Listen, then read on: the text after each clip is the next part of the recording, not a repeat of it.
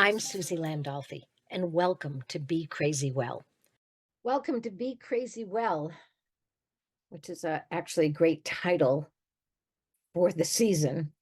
I'm recording this now, and we're going to play it on Christmas, offer it on Christmas Day. And one of the things that I've been talking a lot to some of the people I work with and my family and friends is the idea of tradition. Most of you know that I talk about trauma traditions, the traditions of trauma and how it affects us. What I don't talk enough about is the joyous traditions, the traditions that we also carry in our families. Like, let's say the tradition of making up after we've had a fight. I know a lot of families that fight a lot, and then I know that they make up a lot. There's traditions of um, abandoning, of threatening. I'm going to leave, and then they stay. So there's all kinds of trauma to traditions, and there's all kinds of what I would like to call healing traditions. The traditions of, families that actually have arguments and don't talk to each other for a while, and then somebody reaches out and they start talking again. Families that argue and then they're there for each other when the shit hits the fan. There's traditions of helping one another, meaning that we criticize and complain about those that aren't doing well in the family, and yet we're right there to help them when they need it. And maybe even the traditions of not taking care of ourselves well enough. And then at the last minute, we change. And then we do. I've talked to a lot of people about what happened to them as children in their families and how it's all different now. That there were traditions of people getting drunk on Christmas, falling into the Christmas tree, fights, all of that. And yet now they're handling it better. They're actually participating in some joy. So I just wanted to remind all of us that none of us do this perfectly. And we made it through another year. And we have another year coming up. And what are we going to do with it? How are we going to create new traditions? I was very traditional at one time. I grew up in New England. There isn't anything more traditional than New England. We're the sort of, from in terms of people coming over here and landing on this property, this land, we brought a lot of traditions, and we've been here long for those of us that came from the very first ships that landed here. We didn't always act well. And yet we have a rich history and a traumatic history of landing here and starting new families. So when you grow up in New England, you do everything the same every year. It's passed down. And when I got out here to California, I noticed that there was not really the same emphasis on tradition. I would imagine it was partly because, we didn't have any snow. We were at the beach on Christmas Day. But I think it was more than that. I think that where I grew up, people stayed there for generations and generations. And here in California, it was people coming out here to start a new life, for new traditions. And I missed it terribly. And I remember trying really hard to create the same kind of Christmas out here that we had in New England. And I sometimes did it well, and sometimes I didn't. And sometimes I, put up the manger and that my mother had been, handed down to me, and some of the other decorations. And then, thank goodness, my daughter came along. And she decided, along with her son, because he was born here, that we were going to make new traditions. And it wasn't It's a Beautiful Life movie that I grew up on. It was Elf. And my whole family is elf obsessed. So much so that the open house we're having on Saturday night, there is a table with the three food groups. And if you've watched Elf, you know that he believes the three food groups are candy, candy corn, and syrup. So I just got through putting small little candy canes on a tree next to the maple syrup, which of course is very New England tradition, and watching as my daughter is pouring green and red candy corn into a dish. I'm so grateful that I had these traditions as a child and that I am able, as I get older, which is really interesting, to be able to give them up and to make new traditions. And that's unbelievably wonderful for me. It is the ability to enjoy what I had and to appreciate what I had as a child, where everything was the same for years and years and years, and to be able to give all that up and start new traditions with my family. I oftentimes tell people, like, we have a choice as we get older. We can embrace this change and we can become more settled and wise and joyous and funny and open-hearted, or we can become cranky.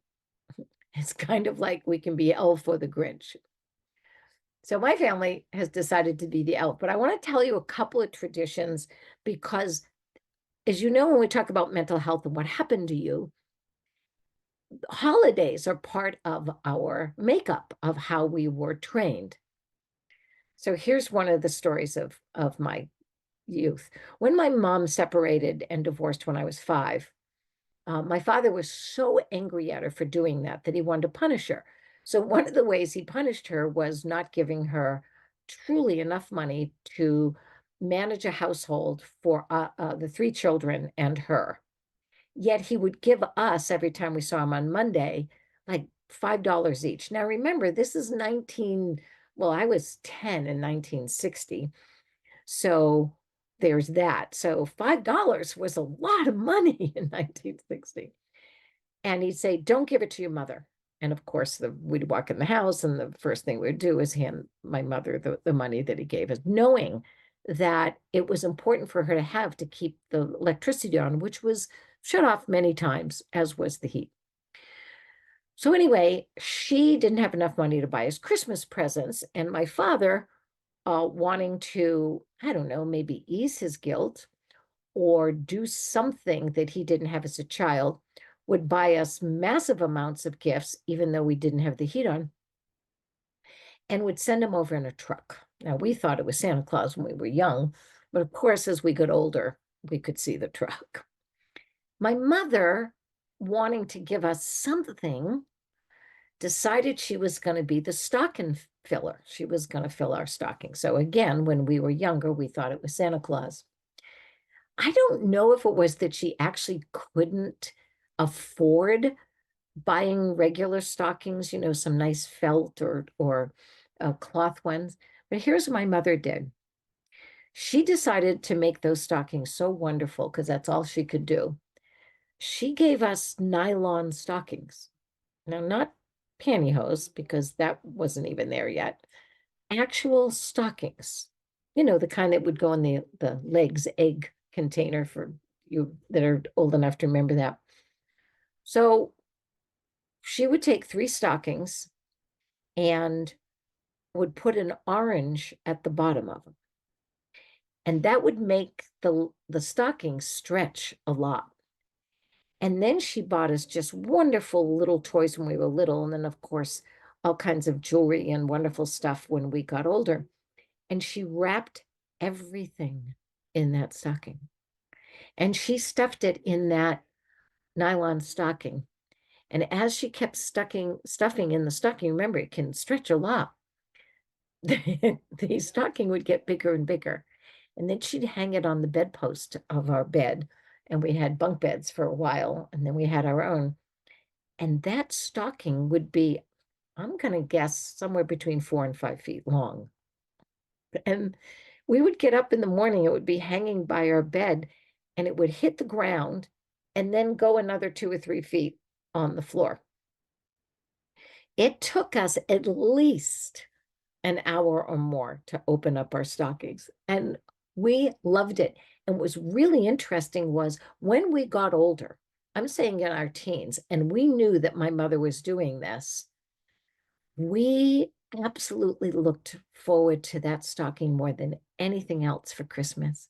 That we would take our time unwrapping every little thing. If it was a lip balm, she would wrap it. And it was absolutely one of the greatest traditions, which I carried on for a while. And then we stopped when we came to California. It was gonna, no, we're not doing the stockings. And I think probably it stopped when you couldn't find stockings that much anymore, and it led to pantyhose, and certainly we weren't gonna do that. So I wanted to tell you that it was interesting now that I'm a mother and a grandmother to be able to look at how she made a tradition because she couldn't afford to do much for us. That it didn't have to be a tradition based on a lot of wealth. It was a tradition actually based on poverty and creativity. So for me, that was an amazing experience, and how much I still think about it and appreciate it as a child. Now let's talk about the tradition of divorced children. Divorced children have to go to two households, and or they get to go to one, and it's every other year. We had to go to both houses, my father's and of course my mother's. Now, we never stayed at my dad's house. We never lived, because when they got divorced, he lived with his mother for a long time. And then he got his own small apartment. Because he was a workaholic, he never created a home, and he never created a place where we could stay. Wherever he stayed, the small apartment that he had was just to be able to sleep, shower, keep his clothes, and go back to work. So I never really had to go to my dad's house and do any tradition of a Christmas tree. I went to my grandmother's house, my Italian grandmother's house, and we always went to both. So here's the tradition of divorced children. You have to navigate what each family wants you to be and do. Now, in my case, before my mom remarried, it was a very traditional Italian household of two grandparents that spoke no English, and they didn't want to teach the grandchildren any Italian. So here we are at a Christmas dinner with homemade raviolis and, everything that's Italian, meatballs and salad and all of that. I don't ever remember my grandmother, Italian grandmother, ever baking a turkey or a roast beef. But there was just a massive amounts of food that she cooked all day. And all the aunts and uncles and cousins came over, and we had the kids' table. And we ate, and we were expected to eat a lot. And there was lots of arguing at the table. Now, thank God there wasn't any fistfights, but there was a lot of drinking and a lot of arguing, because my grandfather made wine down in the cellar in a big oak cask with fruit, some kind of a sangria type wine. And after dinner, everybody got tired because they ate so much, and they went into a living room where all the shades were pulled. There was plastic on the couch.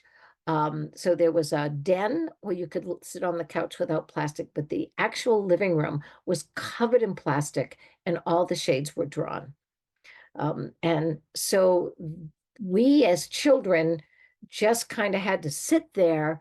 And again, not a lot of talking. It wasn't a family that was very close in terms of talking and hugging and loving. It was much more of arguing and then going to sleep and then getting up and eating some more.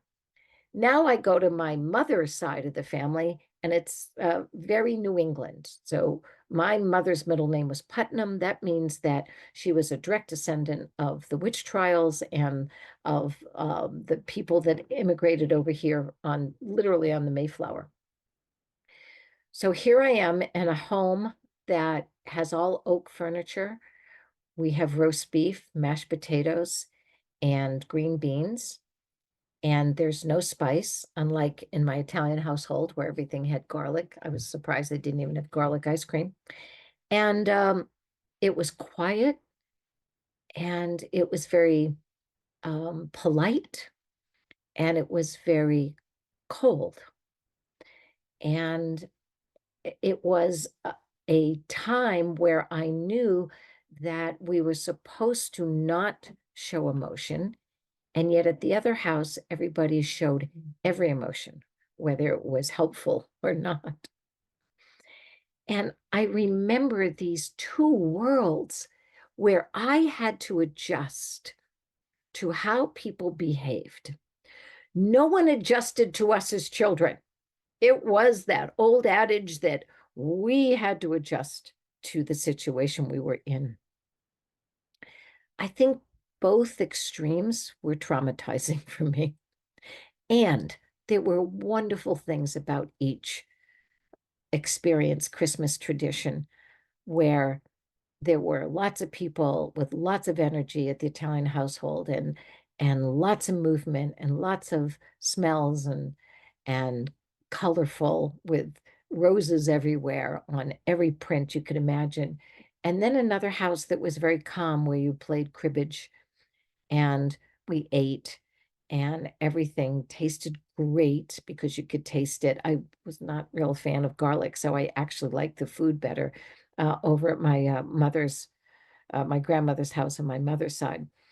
And it was those places, it was that place that I got all of this New England tradition.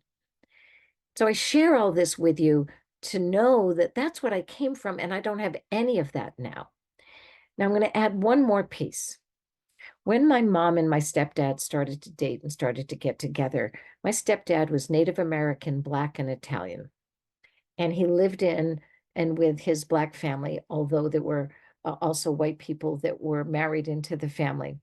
So when we joined, it was this amazing family of from the lightest blonde to the most beautiful dark, hair and face and wonderful people all through it. And that was a whole another set of traditions. Everybody bought everybody a gift. Now, this was a family of at least probably somewhere between 20 and 25 people with brothers and sisters, and then their wives and their children. So it was a huge Christmas um, of lots of presents. And the presents were so practical. A family that was brought up in poverty that now had more money and had a better life because they worked so hard. My father's family bought cleaning products, bought toilet paper and paper towels, bought all kinds of, bought tools and did buy some sweaters and scarves and things like that. I would say it was the most practical gifts you could imagine for Christmas. So no one ever asked for anything. It was just things given to you that you would need throughout the year.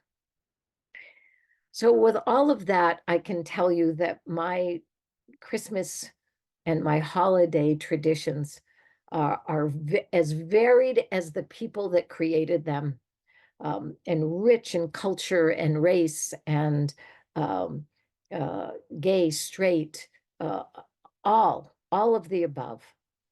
And I couldn't be more blessed to know that we can create a tradition of joy, a tradition of caring, a tradition of fun, a tradition of appreciation. And that as much as it's about the decorations, the food, and the gifts, for me, it's about the ability for my family to constantly readjust, recreate, and know that the tradition that we really care about the most is how we treat one another, how we care for one another is the tradition in this family. And it's not just at Christmas and the holidays and Hanukkah and Kwanzaa. It's about a tradition of how we're going to treat each other all through the year. So I just want to wish you a year of new traditions of how you treat yourself and the people you care about. That's the tradition. So be crazy well. Enjoy this time, this next week. See if you can dig deep and find that appreciation, create that joy, and share with those. And if you have no family or very little family, trust me, there's someone in your life that deserves to have a call from you, and that you deserve to call. And if anybody has invited you somewhere, go, do that. Have a tradition of accepting invitations and helping to create more joy for yourself and others. Be crazy well. That's what we do. Wow, it's been a great year. You'll hear me again when it's the beginning of the new year. And I really, really want to thank you all. I want to thank Cindy Thompson. Of all the people I've met in my life and still meet, and I meet them all the time, Cindy Thompson, who is the director of Coming Home Well, is by far one of the best gifts I've ever had. She is so creative, works so hard, is so dedicated to these podcasts and now our new radio channel. So be looking for the Crazy Well radio channel. We'll be letting you know more about it. Go on our website, not Crazy Well, Coming Home Well, I should say. Go to Coming Home Well website and check out the announcement about our new radio station, a new radio channel that will have, talk shows and music and all kinds of wonderful, great things to support our troops and our civilians. So welcome to a new year to Be Crazy Well. Bless you.